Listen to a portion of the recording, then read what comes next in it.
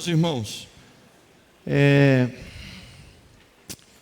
queria que você já abrisse a sua Bíblia. Nós vamos meditar na palavra de Deus.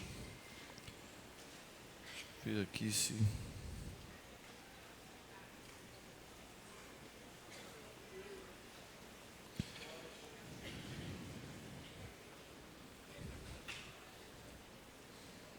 Isso.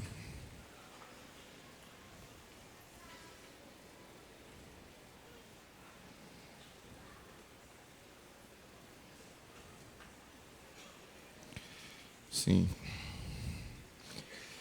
Eu comecei aqui, na última reunião nossa de obreiros, eu falei com a igreja sobre as prioridades que uma liderança cristã deve ter, para que você não fique pelo caminho, para que você não venha se perder, ou para que nós não venhamos nos perder, ou não venhamos ficar pelo caminho, porque nós temos muitos exemplos negativos de lideranças que começaram bem e terminaram ruim.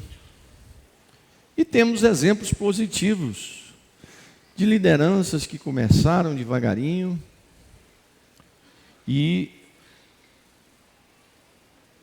foram crescendo, foram subindo a escada degrau a degrau, que isso é uma coisa interessante, você subir de degrau a degrau, em tudo na vida, seja como funcionário, seja como na área política, um político, né? E no ministério também.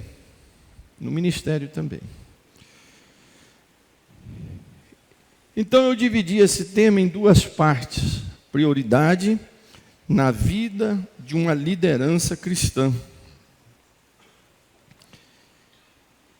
E eu falei aqui sobre o nosso objetivo, é levar você que trabalha na obra de Deus, buscar as prioridades de maneira correta. Porque nós podemos estabelecer alvos errados. Nós podemos estabelecer objetivos errados. E isso é um perigo. Isso acontece, pastor, mas muito.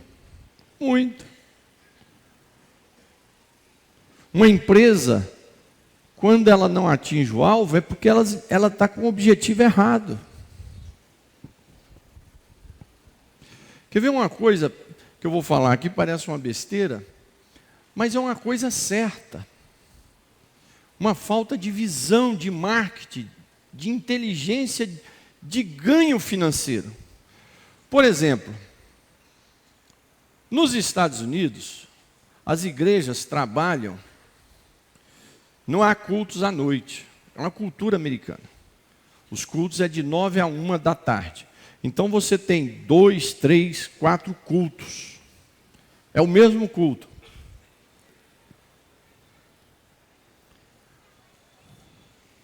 A partir daí, não tem mais evento. Você vai ver que, a partir das 14 horas, entra todos os eventos esportivos. Eles não entram no horário que eles sabem, não é em questão religiosa, eles não estão preocupados com religião. Mas eles sabem que tem uma multidão de milhões que não estão assistindo. Então, por exemplo, você vê a ignorância aqui no Brasil. Os principais jogos... Igual agora, nós tivemos domingo aí, Vasco e Flamengo. Os jogos lá do Campeonato Paulista, na hora dos cultos, mas não é só na hora dos cultos evangélicos, que envolve cerca de 40 milhões de pessoas que não estão assistindo. Então eu estou perdendo, ele não está preocupado com a religião. Eu estou falando como marketing, você está perdendo 40 milhões de pessoas em propaganda, em audiência. Mas aí eu estou falando de evangelho, mas aí você tem os católicos, porque as igrejas católicas às 18 horas estão lotadas, com as suas missas. Você passa de frente a qualquer igreja católica às 18 horas, no Brasil inteiro, estão cheias. Então aí já são quantos milhões a mais? Então é uma falta de visão. Um objetivo errado. Um objetivo errado.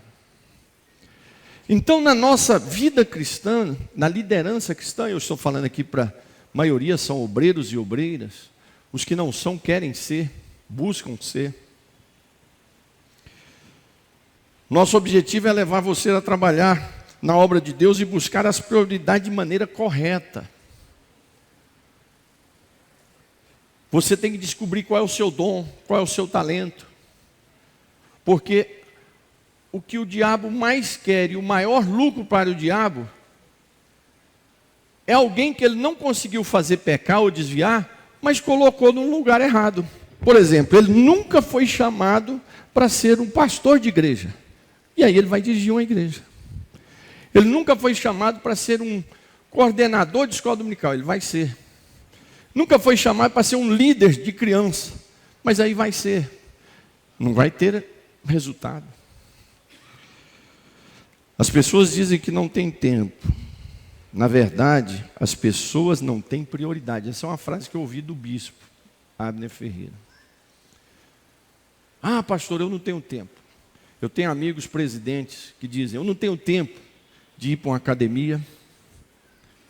Eu não tenho tempo de sair para um jantar com a minha família, uma vez por semana, ou passear. Eu não tenho tempo para namorar com a minha esposa. Eu não tenho tempo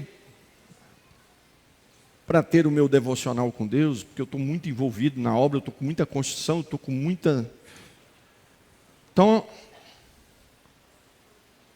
está errado. Eu dou conta de fazer meu tempo. Eu dirijo uma igreja. 73 congregações, fora os trabalhos filiados de missões, atendo a convenção. Com 56 anos, acabei de fazer um mestrado. Comecei a fazer um TCC agora, porque eu tenho que terminar o bacharel meu de teologia. Agora, porque eu tinha um, mas não era reconhecido do MEC, era aqueles cursos livres. Estou fazendo um reconhecido pelo MEC. Comecei uma pós-graduação, uma especialização em interpretação bíblica, que no final do ano vou ter que fazer um TCC de 40 páginas. Estou aqui trabalhando, tenho tempo para ir na academia, todos os dias. Toda sexta-feira, eu reservo para mim e para minha esposa. Amanhã, vou estar lá no Setor Sul, no Fla-Flu, com meu filho. Estou aqui hoje. Domingo, estava na ceia em Madureira.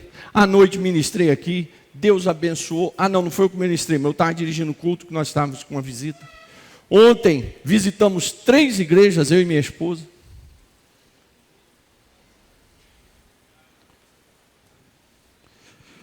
Guarde essa frase. As pessoas dizem que não tem tempo. Não. Na verdade, as pessoas não têm prioridade. E aí eu falei sobre o relacionamento com Deus. Prioridade. A primeira prioridade de uma liderança cristã. Relacionamento com Deus. Nós que andava com Deus, comunhão, convivência, intimidade. Aí eu falei sobre relacionamento com esposa e filhos. Falei sobre esposa, citei aqui o livro de Cantares, que enfatiza o relacionamento conjugal, sexual, amoroso de um casal. Falei sobre os filhos, que é herança do Senhor, né, que são presentes de Deus, de convivermos com eles. Falei do cuidado dos nossos bens que Deus nos deu, que a gente tem que cuidar deles. Não ficar fazendo dívida, não fazer confusão. Porque nós podemos pôr a nossa família debaixo da ponte. E hoje, a segunda parte, eu queria abordar com vocês a prioridade da obra do ministério.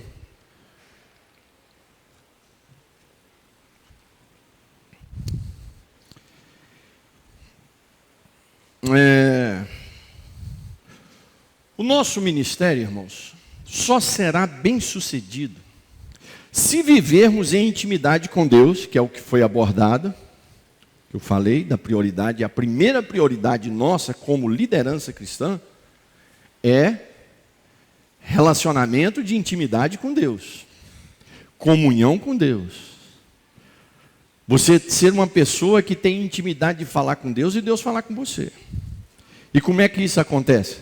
Tendo um espaço, um local para você orar e meditar na palavra de Deus. Não tem como ter intimidade com Deus se você não tiver um horário, um local para você ter a sua momento de oração, o seu momento de estudar a palavra de Deus.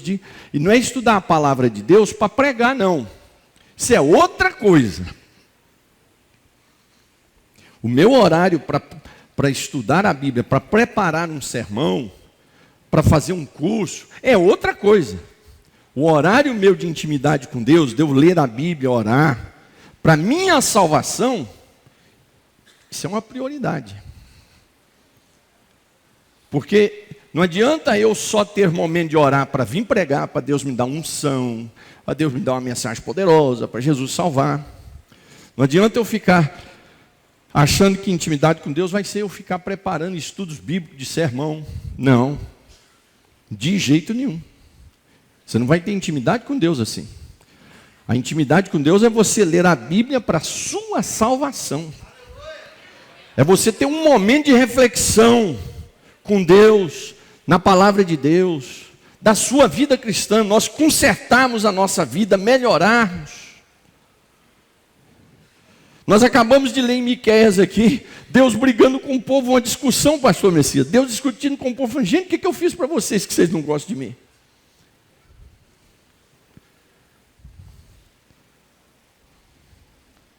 Deus reclamando com o seu povo, dizendo, gente, o que eu fiz para vocês que vocês não gostam de mim? Acabamos de ler agora em Miqueias. Lá em Isaías capítulo 1, Deus diz, olha, ninguém me ouve, então vou pedir que os céus, o sol e a lua testemunhem. O jumento sabe onde é o seu lugar de comer.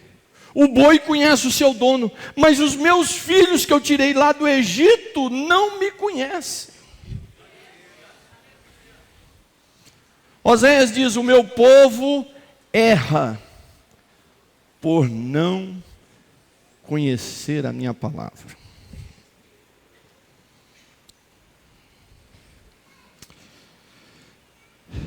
O nosso ministério será bem sucedido se vivermos em intimidade com Deus. Intimidade é você com Deus, buscando melhorar a sua vida cristã, confessando o pecado, se arrependendo, lendo a palavra, se alimentando, é isso. E se procurarmos viver em comunhão com a nossa família. Então olha aqui, que foram dois assuntos que foram tratados. Intimidade com Deus e relacionamento com a família. O meu e o seu ministério só vai ser bem sucedido se eu tiver comunhão e intimidade com Deus e tiver comunhão com a minha família. Pastor, olha, eu levanto cedo, vou visitar os hospitais, evangelizo. Dali eu já visito quem está enfermo nas casas. Quando tem velório, eu já saio dali e vou para um velório. Chego, vou fazer o culto, prego, chego em casa mortinho. Às vezes não dá nem tempo de comer, porque eu cheguei cansado demais, tomo banho. Está errado. O seu ministério vai ruir, vai virar pó. Nosso ministério será bem sucedido se vivermos em intimidade com Deus e se procurarmos viver em comunhão com a nossa família. Quem não governa bem a sua casa, não tem como estar na obra de Deus. Eu não estou falando do pai, da mãe, que criou os filhos na casa do Senhor. Aí eles cresceram e se desviaram dos caminhos do Senhor. Isso é outra coisa. Ele não é culpado disso, ele criou. educou, ensinou. A pessoa não quis, aí é outra. Estou falando disso. Mas independente se está desviado ou não, você tem que ter comunhão com seus filhos, com a sua esposa. Você namora a sua esposa? Você cheira a sua esposa? Você namora o seu marido? Você cheira o seu marido? Qual foi a última vez que você chamou a sua esposa para um jantar, um passeio, comer uma pipoca lá na praça de alimentação? Ah, não tenho dinheiro, pastor. Pipoca. Quanto é que está um saquinho de pipoca? R$5, R$10? Uma Coca-Cola para ver se bate logo uma diabetes e vai para a glória logo. Alguma coisa assim. Tem que fazer. Tem que fazer. Isso serve, essa reflexão serve tanto para homens como para as mulheres também. Caso contrário, o futuro do nosso ministério será uma ruína.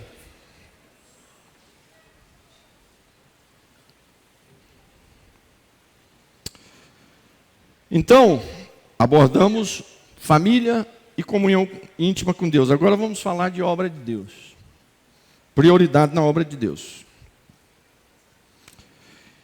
Quem é o dono da obra de Deus, irmãos? Deus. Tem hinos que falam a obra de Deus, com o nome obra de Deus. Essa obra é de Deus. Ela não é minha, ela não é sua. Ela é de Deus. Se é de Deus, é Ele que comanda, é Ele que governa. Eu e você somos administradores.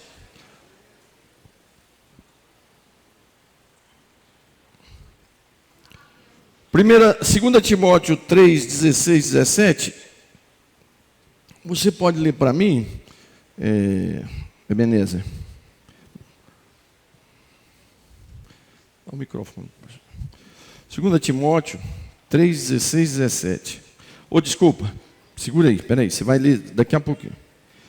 Então, irmãos, a obra já tem um nome, obra de Deus. Deus, Ele se agrada quando nós nos colocamos à disposição dEle. Mas Deus não aceita quando nós queremos passar na frente dEle. Deus nos honra quando a gente se coloca para servir a Ele, como disse o profeta, eis-me aqui. Mas Deus não aceita quando metemos a mão na arca e dizemos, é eu que seguro ela para não cair. Eu e você não somos nada. Essa obra é do Senhor. Isso é um hino cantado há muito tempo pelo cantor já falecido, Luiz de Carvalho. Essa obra é do Senhor. Obra santa, essa obra é do Senhor. Tem crente dentro da igreja que quer mandar na obra. Tem pastor presidente que acha que é dono da obra. Tem obreiros que acham que são dono da obra. Tem irmãs que acham que são dono da igreja. Essa obra tem dono, é obra do Senhor. O Senhor, quando nós nos colocamos à sua disposição e dizemos, Senhor, estou aqui para ajudar, Ele se agrada, Ele te abençoa, Ele te dá vitória. Mas quando nós queremos pegar para nós, o Senhor se ira e não aceita. Se a obra é de Deus, deixa Ele dirigir. Deixa Ele agir.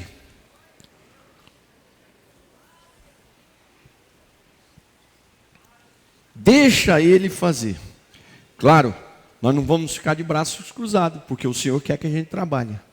Mas trabalhemos entendendo que essa obra é dEle. Então, em primeiro lugar, isso aqui tudo é dEle. Ah não, minha família está aqui há 900 anos. É dEle. Ah, eu sou pastor presidente aqui, no meu caso, há 11 anos. É dEle. Ah, não, eu nasci aqui. É dele. Nós todos vamos passar e a obra de Deus vai continuar. Por quê? Porque é dele.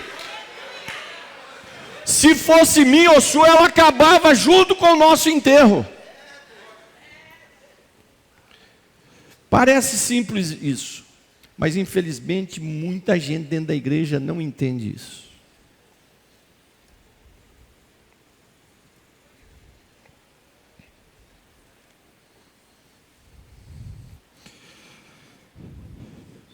Então a primeira prioridade no ministério, eu estou falando das prioridades na nossa vida, que eu falei que é intimidade com Deus e comunhão com a nossa família. Agora, no nosso ministério, a primeira prioridade é entendermos que essa obra é de Deus.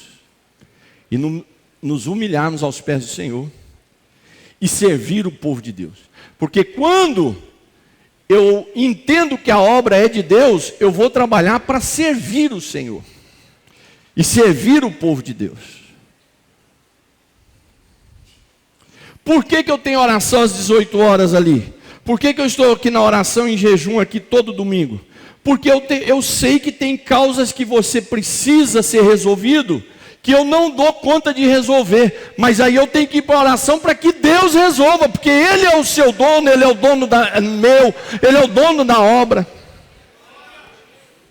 Então eu tenho que ir para a oração.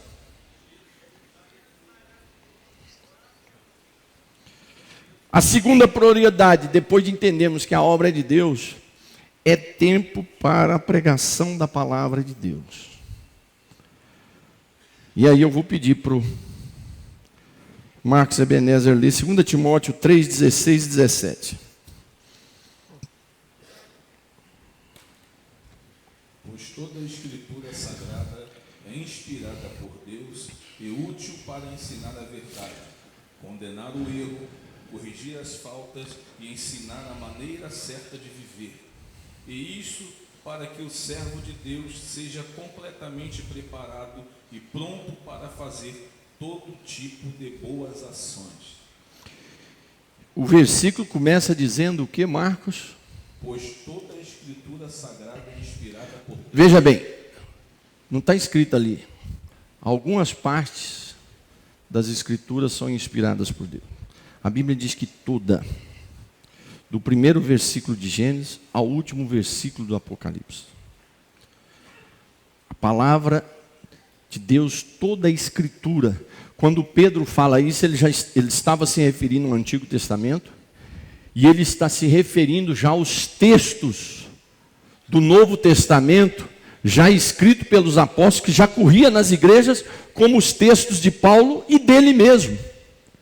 Tanto é que lá na frente Pedro diz, olha, quando for ler aí tem que ter cuidado, porque a palavra de Deus tem textos difíceis.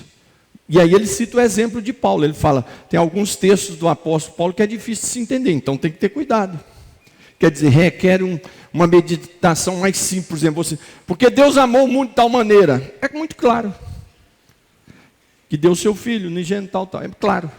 Mas tem textos que você vai precisar mergulhar mais, vai exigir mais. É igual a luta espiritual. Jesus, mas por que nós não podemos expulsar esse demônio? Jesus disse, porque essa casta é só com jejum e oração. Quer dizer, tem coisas que vai ser mais fácil e outras vai ser mais difícil. Somente a palavra de Deus vai tirar o pecado do meio da igreja, vai tirar a fofoca, a prostituição, as maledicências, a sujeira. Somente a palavra de Deus sendo ministrada na igreja, que vai clarear a mente do povo, vai direcionar a mente do povo, vai prosperar o povo, vai abençoar o povo, vai santificar a igreja, somente através da palavra de Deus. Então eu e você que é professor de escola dominical, você que é a esposa do dirigente, que está ali participando, você que é o pastor da congregação, você que é um obreiro, tem que ter a palavra de Deus. Não é para você ser um pregador internacional, nem um monstro na pregação. Só a ministração do arrozinho com feijão é o que sustenta. Não precisa de slide, precisa de PowerPoint, nada disso. É a ministração do arroz com feijão na palavra de Deus. Ela liberta o povo. A pessoa chega enferma no culto, sai curado.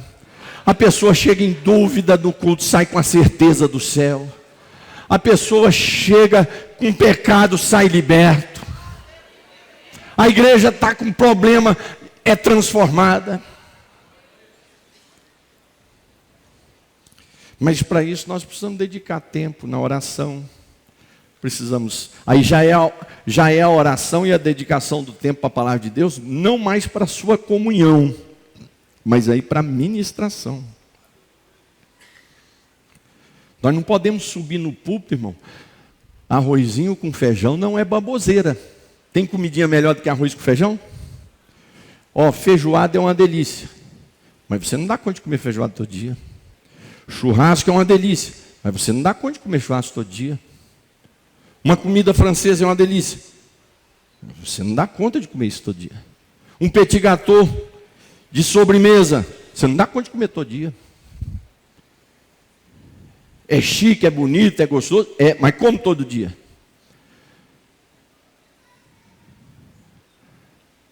Agora, o arrozinho com feijão, a gente nasce, a primeira comida que a gente come, e a última que nós vamos comer, atravessa a vida comendo arrozinho com feijão. E sustenta. E sustenta. Quando eu falo arrozinho com feijão, não é baboseira. Igual a gente vê nos púlpitos. Pessoas subindo e falando baboseiras. Absurdos. É falar o simples, irmão. É falar o simples. Por exemplo, o que eu estou fazendo aqui hoje? Eu não estou falando uma coisa simples? É simples o que eu estou falando. Tem nada de anormal, é simples. Precisamos reservar, pastores e dirigentes, tempo para a preparação da palavra. E ministrarmos a palavra de Deus de forma simples e básica. Não precisa de grandes estudos fenomenais, não. Para isso a gente traz um seminário, traz uma pessoa melhor do que a gente. Uma terceira prioridade no exercício do ministério. Ter seu período de oração, jejum e buscar o poder do Espírito Santo. Aqui já é a preparação, não para aquela vida de intimidade com Deus. Claro que vai ter efeito na sua vida de intimidade com Deus. Claro que vai ter um efeito. Se você ora, você medita na palavra de Deus, ainda que para pregar a palavra de Deus, claro que a sua intimidade com Deus vai aumentar. Mas essa é separado daquele momento devocional seu, da sua salvação. Porque o fato de termos um cartão de membro da Assembleia de Deus de Bangu, ou sermos obreiros em Bangu, não nos garante que estamos salvos. Então nós temos que ter um período, você que é professor de escola dominical, vai preparar a escola dominical de qualquer jeito, a revista de qualquer jeito, vai pregar de qualquer jeito, puxa lá um tema na internet, puxa qualquer coisinha ali, que isso é? Deus está vendo isso. Nós podemos puxar o auxílio na internet, no YouTube, aulas, são auxílios. Mas nós temos que pagar o preço da oração, do preparo, do jejum, da meditação na palavra de Deus. Você já leu a Bíblia toda quantas vezes? Você leu a Bíblia toda em 22? Você já começou uma leitura da Bíblia agora?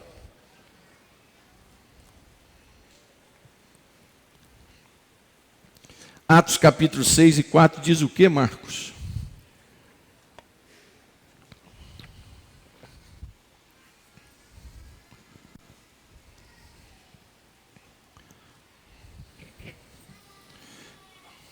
Assim, nós poderemos continuar usando todo o nosso tempo na oração e no trabalho de anunciar a palavra de Deus. Aquela confusão que houve lá no capítulo 6, dos crentes gentios, viúvas, tinha que ter uma equipe que fizesse um trabalho social na igreja, para evitar um escândalo.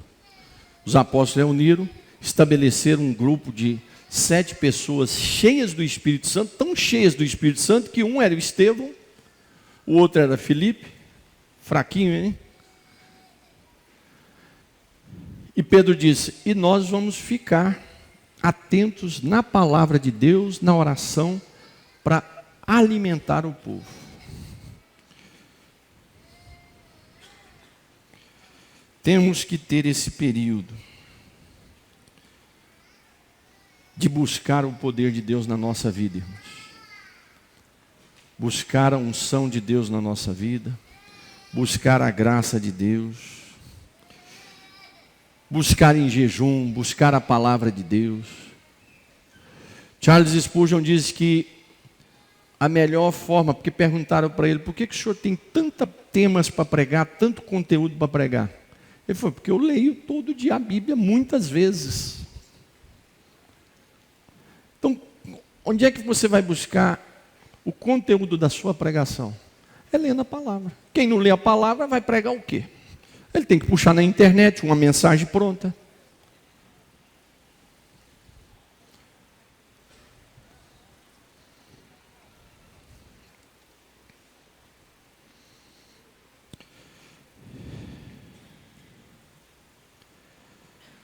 Uma outra prioridade, você tem que estabelecer, participar, viver, dirigir evangelização, missões. Nós temos que fazer. Aqui eu cheguei aqui, eu estabeleci o departamento de evangelização, fortalecemos um trabalho que já existia de missões. Fui na África, construí uma igreja de 10 por 20. Foi eu que fui lá construir.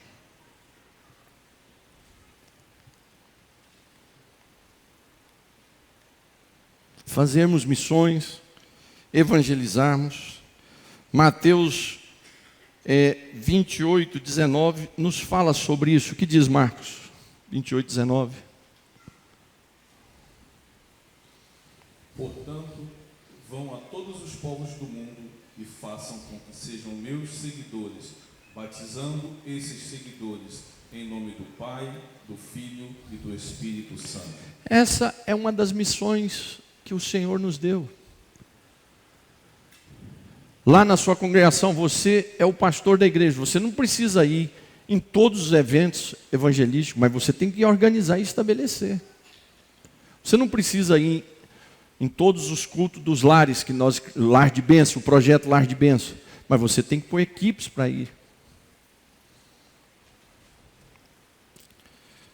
Não tem como eu estar aqui em Bangu e estar na Polônia, no Peru, na Amazônia, na África. Mas nós temos como ajudar mantendo. Eu não posso ir, então não vou fazer nada. Então, nós precisamos ter curso de discipulado. Quando eu cheguei aqui há 11 anos, eu estabeleci um curso de discipulado. Eu convidei o pastor o pastor Amadeu e a missionária irmã Marta. A irmã Marta eu consagrei ela missionária. E, se eu não me engano, acho que foi isso mesmo. E chamei os dois e convidei eles para fundar o trabalho que hoje é dirigido pelo Sérgio, né? O Sérgio é a esposa. Para nós discipularmos as pessoas que vão descer as águas, não descer de qualquer jeito. Os meus filhos, que são meus filhos, que têm culto doméstico lá em casa, o mais velho participou, discipulado. O mais novo começou ano passado, mas vai retornar agora. Tem que fazer o discipulado. Lá em Mateus 28, 18 e 19, Jesus fala, ide por todo mundo, fazei discípulos. Discípulo não é você chegar aqui e pregar só o evangelho. É outra coisa, pregar o evangelho você arrebanha. Agora temos que discipular. E vocês que são pastores sabem o preço que é nós ganhar uma alma, discipular e batizar. É um negócio de louco. Quando você ganha uma pessoa. As pessoas que estão por aí, os membros da igreja, acham que não, que isso é uma coisa fácil. Então vai pastorear para você ver. Vai pastorear. você ganhar uma pessoa para Jesus, você discipular aquela pessoa e você descer aquela pessoa às águas, é a coisa mais difícil que existe.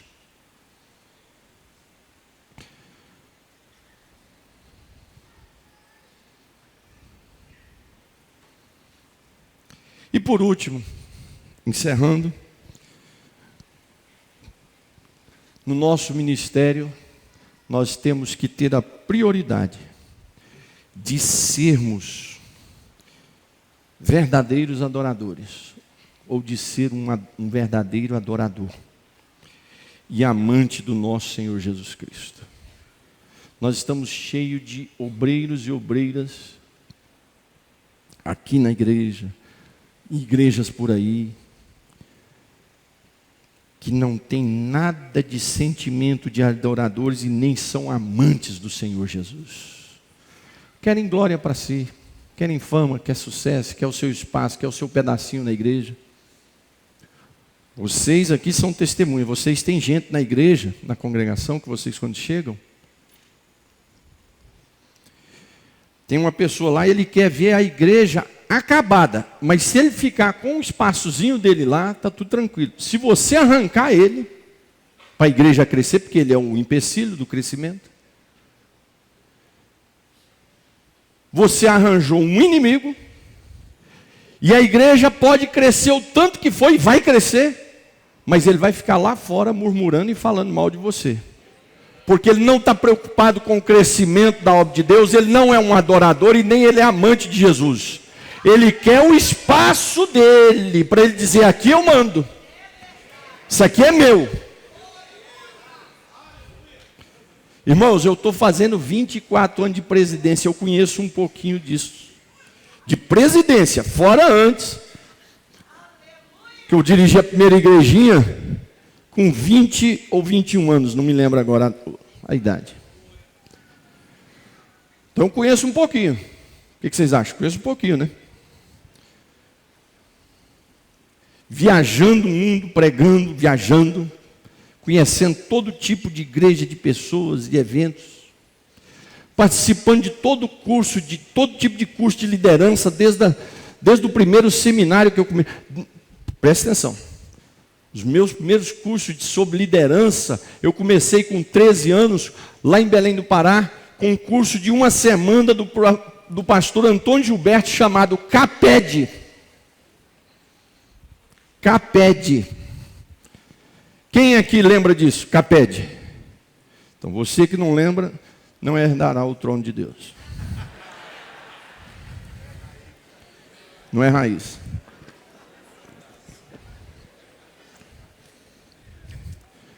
Com 13 anos eu participei do primeiro curso de liderança, CAPED. Quando eu fui ser pastor presidente, eu peguei o livro da CAPED, fiz aquele aspiral, cadê para usar ali como estudo bíblico, porque ali tem muito estudo bíblico, diferença entre usos e costumes, doutrina sobre Deus, doutrina sobre o Espírito Santo, doutrina da igreja, de Cristo. Com 13 anos. E aí veio os seminários internos. 2 cursos de teologia, curso livre, mas é a mesma. Estou terminando agora um outro bacharel em teologia, que é reconhecido pelo MEC, mas é o mesmo conteúdo dos cursos livres, é o mesmo conteúdo. É porque agora eu preciso do curso reconhecido. É mestrado, é pós-graduação, é livros e livros sobre liderança. No mínimo, leio 2 livros sobre liderança no ano. Já fui em Amsterdã, curso de liderança cristã com Billy Graham, em Portugal. Isso fora do país. Fora a experiência de estar participando há 35 anos de convenção, de eventos. E presidindo igreja. Estou indo para 24 anos presidindo igreja.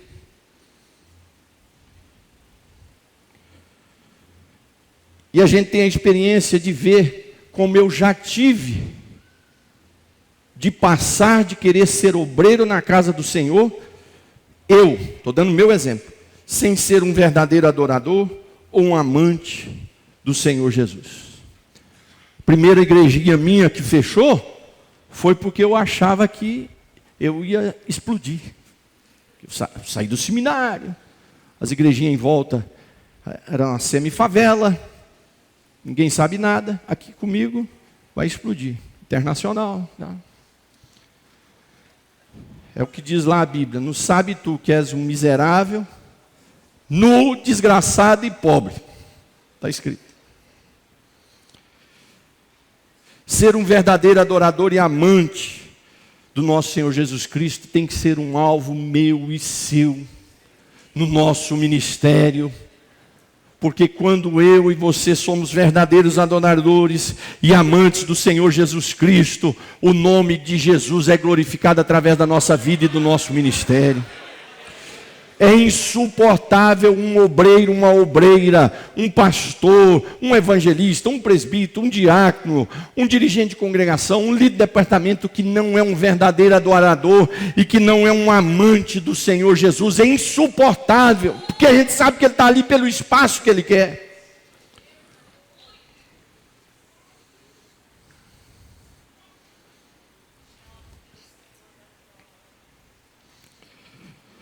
Primeira Timóteo 2,17. Olha o que Paulo, ele está ministrando, escrevendo, de repente ele começa a adorar o Senhor. O que diz Marcos? Já deixa preparado, Marcos, é só olhar ali.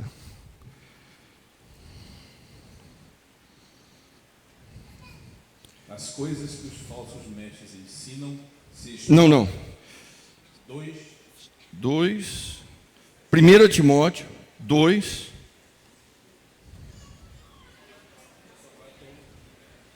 É o que diz assim: a ele a honra, a glória.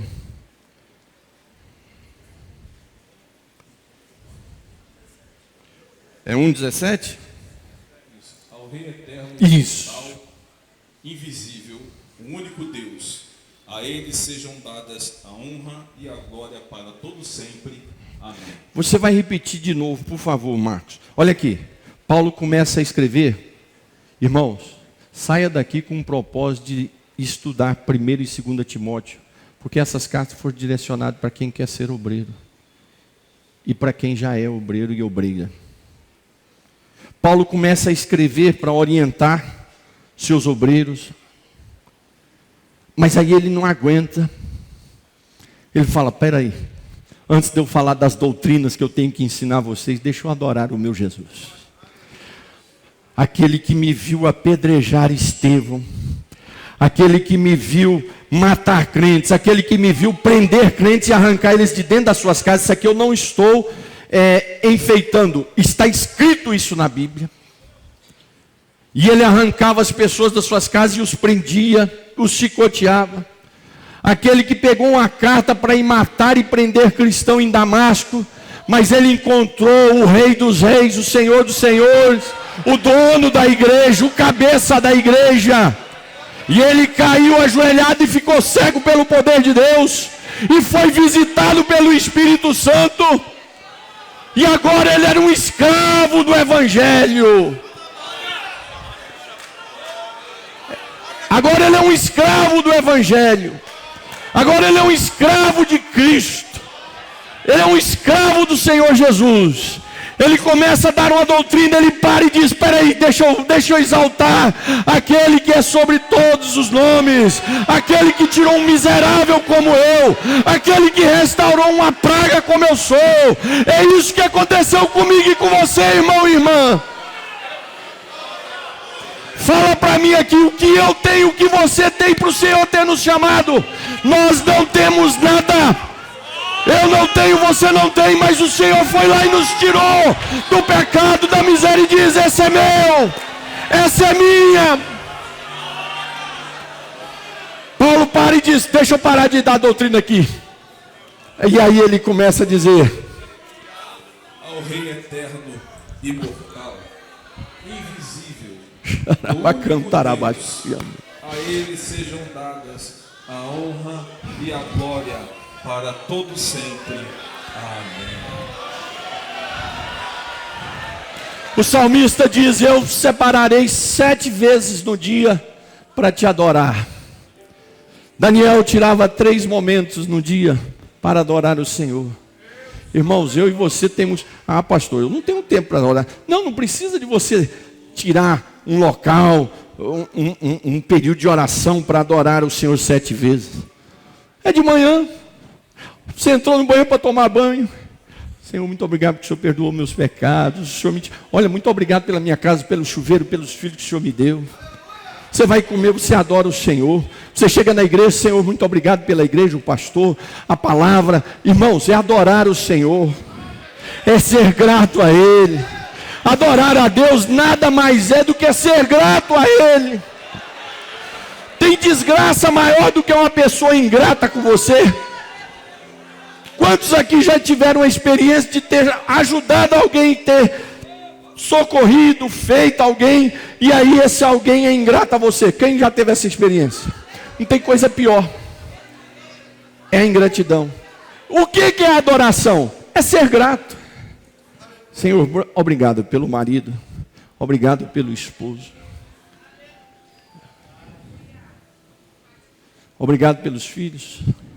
Obrigado pelo pão de cada dia. Obrigado porque o Senhor me perdoa dos meus pecados e perdoa toda hora eu sendo um miserável. Você é capaz de reconhecer que você é um miserável, uma miserável pecador? Você é capaz de reconhecer, porque tem crente que não é capaz de reconhecer isso. É incrível isso, mas tem crente que não é capaz de reconhecer.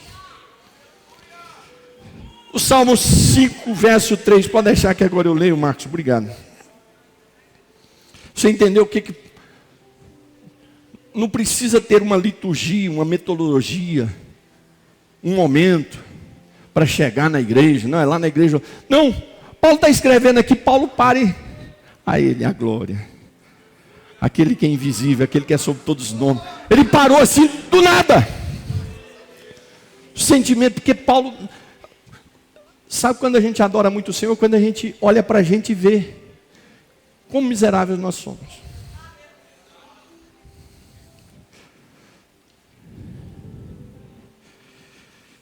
E aí o salmista no Salmo 5, verso 3, ele diz assim: pela manhã, Senhor, ouves a minha voz. De manhã te apresento a minha oração e fico esperando. Pela manhã eu já levanto cedo. Senhor, ouves a minha voz. De manhã eu já levanto falando com o Senhor, te adorando. Não tem gente, pastor, mas isso é básico, tá? Mas tem gente que já levanta cedo brigando. Tem gente que já levanta cedo, não dá bom dia para o marido. Não, para que dar bom dia? Se a gente dormiu junto, deitamos juntos. Não dá bom dia para os filhos. Os filhos passam pelos pais com a cara feia. O marido passa pela esposa com a cara feia. E é feia mesmo, irmão, porque veja bem, quanto mais anos nós vamos passando juntos, nós vamos envelhecendo e vamos ficando feios. Então, um bom dia fica mais bonito. Oi, meu bem. Mas tem gente que já levanta bufando cedo. Tem mulher que já levanta bufando. Homens. O salmista diz: pela manhã, Senhor, ouve a minha voz. Ouve a minha voz. De manhã eu quero apresentar minha oração ao Senhor. E eu vou ficar esperando. Esperando o agir de Deus na minha casa, o agir de Deus no meu dinheiro, o agir de Deus na minha família. Eu vou ficar esperando. Ouve, eu apresento a minha oração, Senhor, e vou ficar esperando. Esperando o teu milagre que eu estou precisando. Esperando o Senhor abrir a porta que está fechada. Esperando o Senhor me dar a vitória. Esperando o Senhor me curar. Pela manhã, Senhor, ouve a minha voz.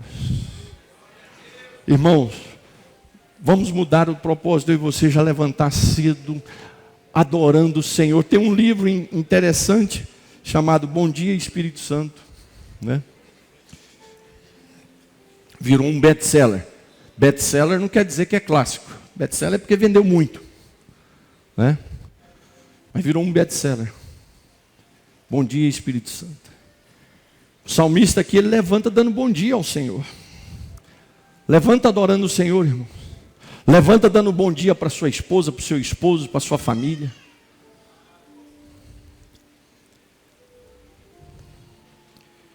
Seja um verdadeiro adorador e um apaixonado pelo Senhor Jesus. Ame a Jesus. Eu e você não damos conta de amar o Senhor Jesus como Ele merece. Mas como é que eu faço então, pastor? Peça ao Espírito Santo para te dar graça, para você ser um amante de Jesus. Reconheça os seus pecados diariamente. Quanto mais a gente reconhece os nossos pecados, mais amando a Jesus a gente vai ser. Quanto menos eu reconheço os meus pecados, é aquilo que Jesus disse para o Simão fariseu. Você se sente pouco pecador, então você ama pouco. Ela está aqui chorando, enxugando aqui os meus pés com os lágrimas, porque ela se sente pecadora, então ela me ama mais. Quanto mais eu e você nos sentimos pecadores, mais nós somos adoradores e amantes de Jesus. Estabeleça isso como prioridade na sua vida.